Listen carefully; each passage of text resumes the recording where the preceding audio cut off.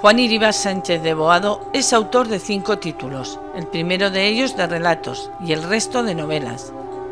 Tras la redacción de varios textos, quiso compartirlos con su amigo Juan Larreta, miembro de ADEMNA, afectados por esclerosis múltiple, quien le animó a que lo publicara en la obra que tituló Antes de que huela a café.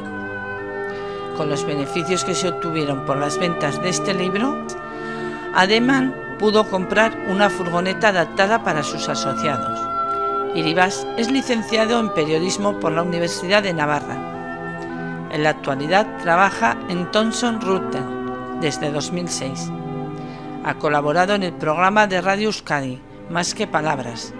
También ha sido jurado en varios concursos de relatos y ha contado su experiencia como autor en clubes de lectura e institutos. Iribar comenzó a escribir relatos en 2003, después de haber leído Cuentos pendientes.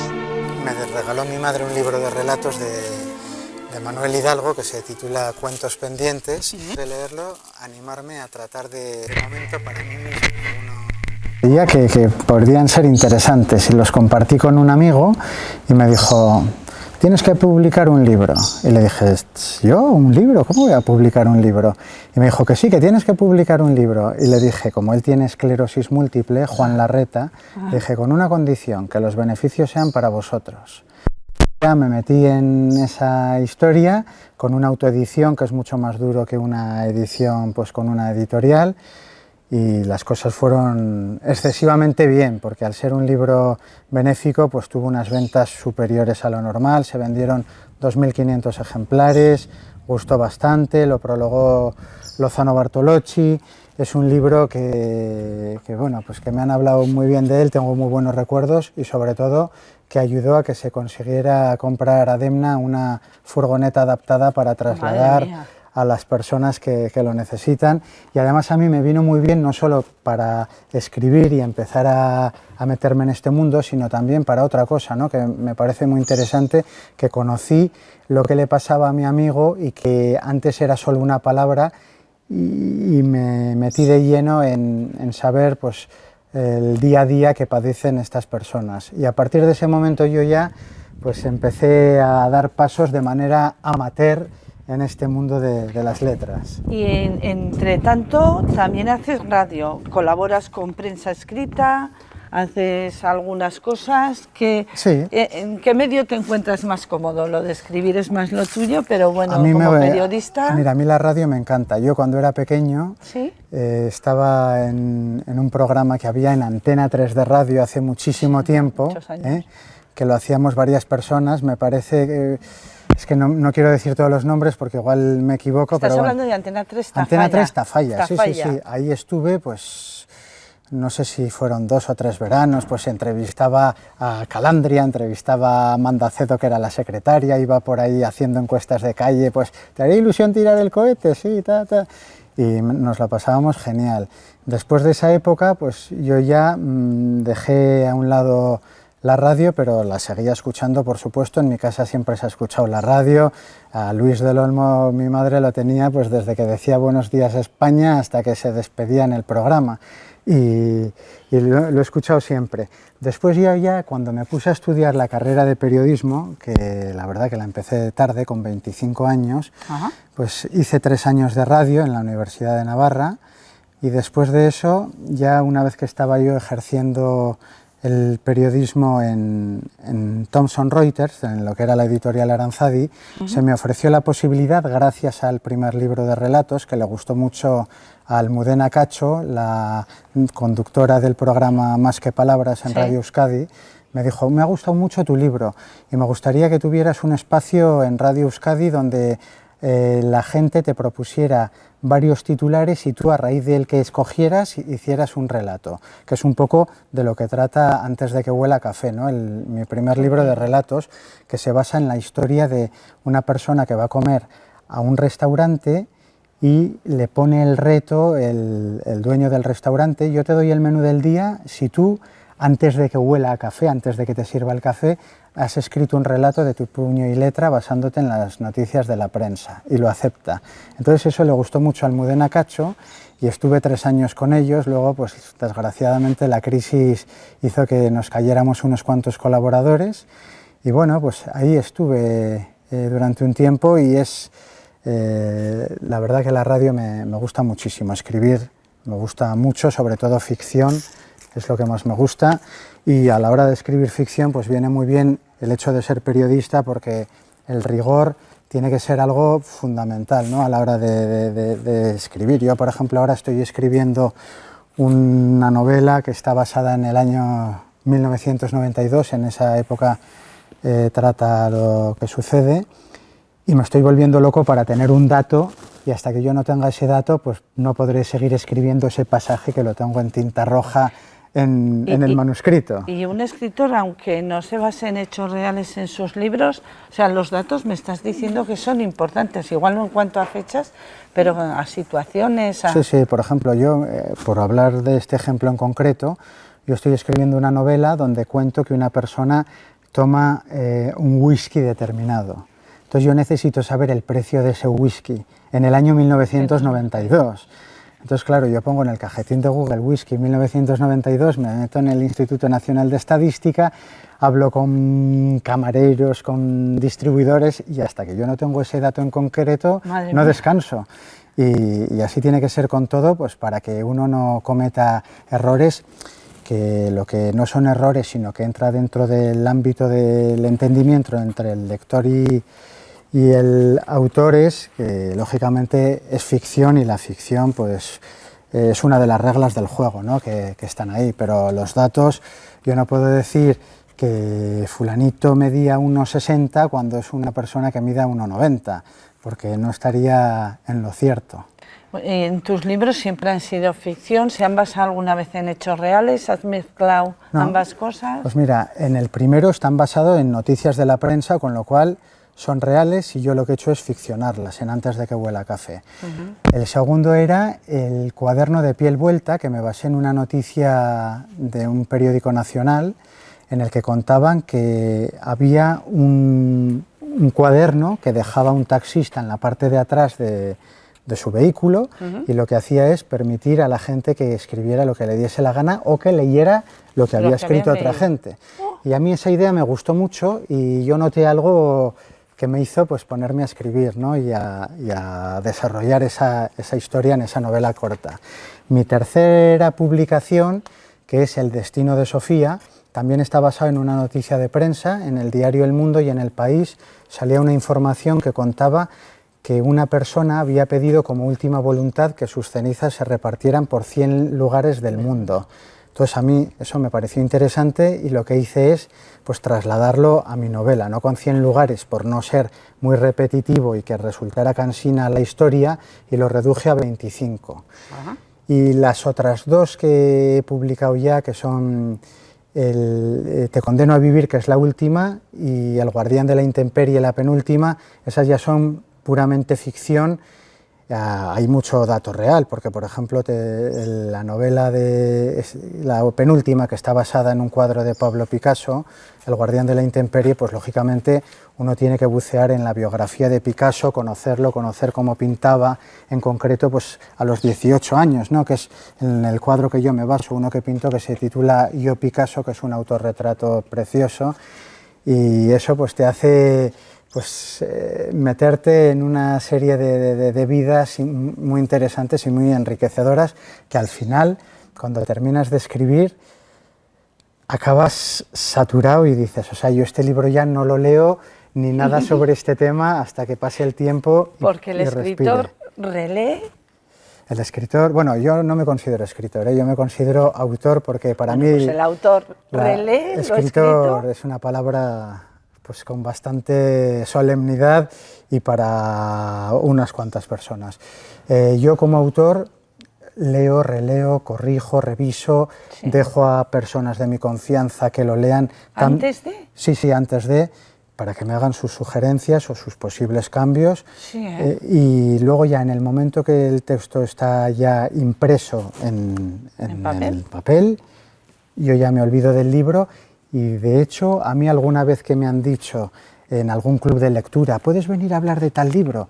Yo no quiero releerlo porque sé que sufriría y diría, pero ¿cómo pude poner esto? ¿Cómo pude poner este otro? ¿Por qué? ¿Por autocrítica? Sí, sí, totalmente. Sí, ¿eh? O sea, yo, pues, no sé si es una virtud o un defecto, pero soy muy autocrítico, y entonces eso hace que en un momento dado tengas que poner un pie en pared y decir, o sea, hasta aquí no puedo estar revisando, porque no tiene sentido. Un escritor o un autor, como tú quieres llamarte, se tiene que abstraer muchas veces de las circunstancias en las que está escribiendo para no ser parte de ellas. No sé si me estoy explicando. Bueno, o pone mucho de uno mismo en eso, en vivencias. Yo cuando escribo lo que hago es, antes de escribir o durante el proceso de escritura, es fijarme mucho en el tema en el que quiero tratar y luego también en lo que está en la calle. La gente a mí me regala frases para las novelas que ellos no saben que me las están regalando, igual me dicen algo interesantísimo y yo cojo el móvil, me mando un email a mí mismo con la frase que ha dicho la persona en cuestión y luego la meto donde sé que puede tener más sentido en la novela. Y a mí, vamos, yo estoy siempre con los ojos muy abiertos, pendiente de lo que pasa en la calle, de cómo se mueve la gente, de cómo habla. Pues igual yo estoy haciendo la compra en el supermercado y veo lo que están comentando unas personas y me interesa, o voy a sellar una bonoloto y están hablando 3 personas de un tema y digo, pues me interesa, o fíjate qué casualidad que se está tratando este tema. Incluso a veces, según lo que yo estoy escribiendo, pues le suelto a mis amigos, a mis compañeros de trabajo, a mi familia, alguna pregunta para ver cómo reaccionan ante ese tema y a lo mejor pues hacer que el camino de cabras que es el proceso creativo pues se pueda asfaltar un poco más, ¿eh? Y bueno, desde que inicias el proceso de escribir un libro, ¿te han costado siempre todos lo mismo? O sea, primero me has dicho que fueron relatos, pero desde que iniciaste el primer libro al que ahora estás haciendo, o depende del tema que trates, te cuesta más. Hay temas más complejos que otros, ¿no? Yo me acuerdo que el segundo que publiqué, El cuaderno de piel vuelta, lo escribí en unas vacaciones, entonces fue muy poco tiempo.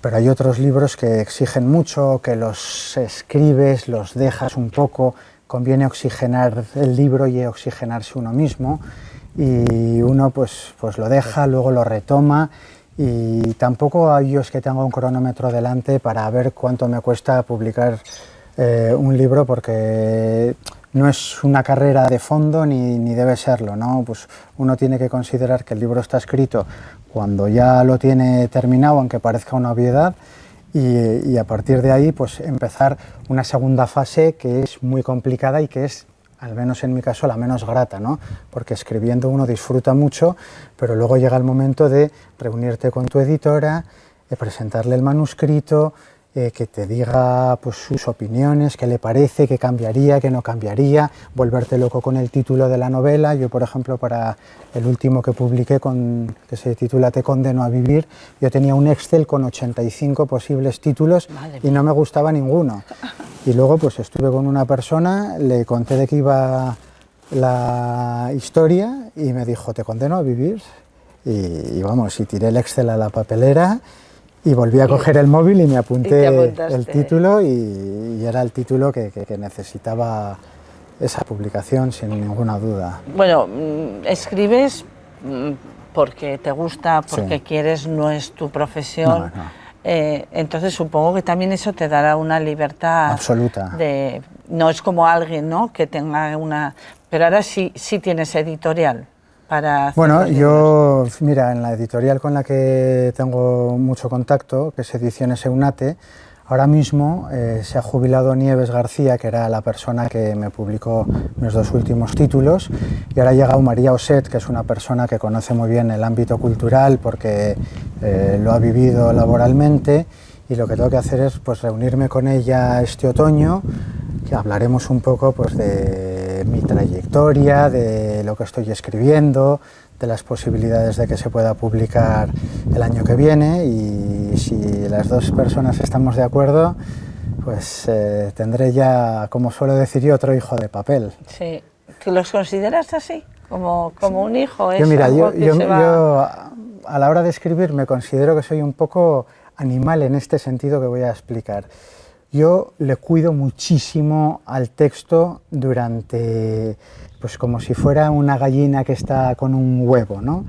Lo cuido mucho, mucho, mucho, mucho, pero cuando mi huevo, que es mi libro, rompe el cascarón y sale ya fuera, que vuele por su propio pie, lógicamente uno tiene que ayudarlo, tiene que promocionar, tiene que estar en la prensa, en las redes sociales, ir a eventos. ¿Qué ha supuesto eso para ti? El estar en ese mundo, no solo en el de crear el libro, sino el de después. Bueno, pues tú eres una persona que lo que dices siempre te ha gustado la radio, con lo cual supongo que habrá sido fácil para ti ese después, ¿no?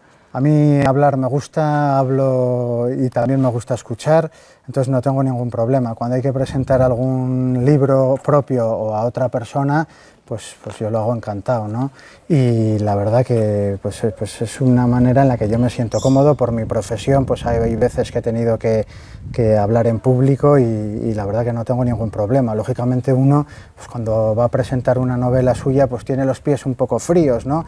Porque eso es síntoma de que está activo ante lo que va a llegar, que es pues algo pues sí, muy bonito para uno.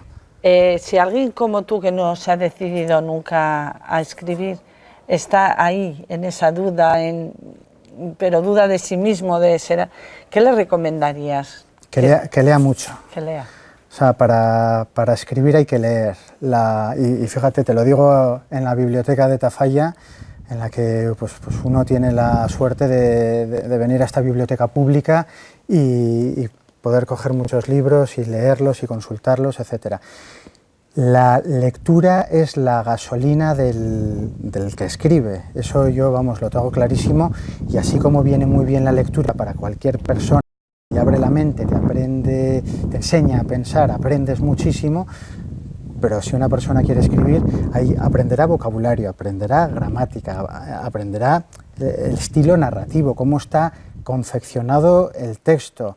Y luego ya, pues lo que tiene que tener es imaginación, constancia, perseverancia y espíritu crítico con uno mismo para saber verdaderamente pues lo que está escribiendo y sobre qué quiere escribir, qué tema quiere tratar, qué ángulo quiere darle, y de esa manera, pues teniendo las ideas claras, luego lo que conviene es dejar que terceras personas lean ese manuscrito y que no le digan me ha gustado mucho, que sean personas críticas, porque eso no sirve de nada, aunque resulte muy grato a corto plazo. Uno necesita que le digan, pues no me gusta por esto otro, yo esto lo hubiera escrito de esta manera, aquí estás hablando de esta forma de este personaje y luego dices esto otro, y de esa forma pues uno consigue que el libro salga lo más maduro posible. Bueno, pues nos estaríamos hablando con Juan horas y horas porque aprendemos mucho, pero bueno, hoy en Conocidos por Conocer hemos conocido más a un escritor en un sitio con un encanto especial, porque además de que tenemos los libros, tenemos al escritor. Un día más en Conocidos por Conocer, Juan Irimas.